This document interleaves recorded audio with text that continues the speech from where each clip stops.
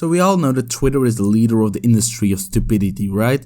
You can't go on that site for 1 minute without losing some brain cells. I think it's even safe to say that sitting on Twitter for more than an hour a day will eventually lead to an admission into a mental institution.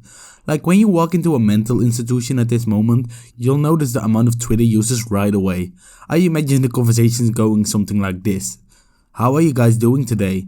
At Jolene69, I'm doing fine. At Jolene69, how dare you say today? That's offensive to people that are not alive today. Hashtag cancel Jolene. Like the whole mental institution are people from Twitter at this point, I'm sure of it. But the cesspool that is Twitter seems to be getting worse and worse by the day. Today I found out about the user Lucas, who is well, utterly stupid. It's just the standard account that finds everything offensive. Pronouns in the bio? Check. Daily tweets about cisgender people? Check. Using /TW in the front of tweets for trigger warnings? Check. Like who actually needs trigger warnings? What the hell is that? Who in the world sees those and thinks, well, I can't handle the following words because I'm too butthurt of a snowflake the entire time. So I will just stop reading right now. Just look at the following tweet. No, this guy is no troll whatsoever. He's 30-15 according to the profile, so keep that in mind. He quote tweeted a guy that says the following. Guy who thinks punching and fisting means the same thing. He says the following to it. Trigger warning. Implied violence. Fisting means like physically punching, right? I thought those were synonyms. First of all, who in the world thinks those things are synonyms? If you think that, you're too young for Twitter and please deactivate right away. But what concerns me even more, why does he have a trigger warning for implied violence? Are people nowadays really that fragile that even reading about punching something makes them scared and triggered? Do these people also get triggered by the fucking news? And Hollywood movies for that matter? And like everything else in the world, how can you live your life in such a way that you'll never even have to think about anything closely related to violence? It's really mind-blowing to me how fucked up this generation is and how fragile we have become. I said it before in other videos, but words simply shouldn't hurt you.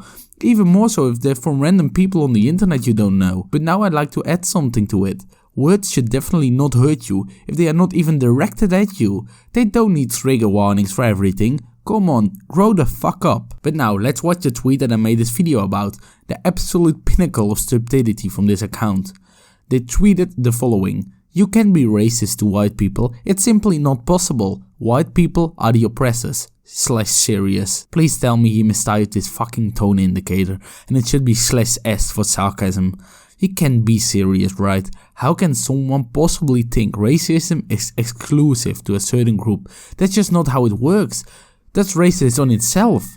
Sure, some groups need to endure it more often, but saying you can be racist to a white person is well, just racist on itself. Let's read the definition of racism. Prejudice against or antagonistic towards a person or people on the basis of their membership in a particular racial or ethnic group, typically one that is a minority or marginalized. The important part you should read here is the word typically. This does not exclude being racist to white people.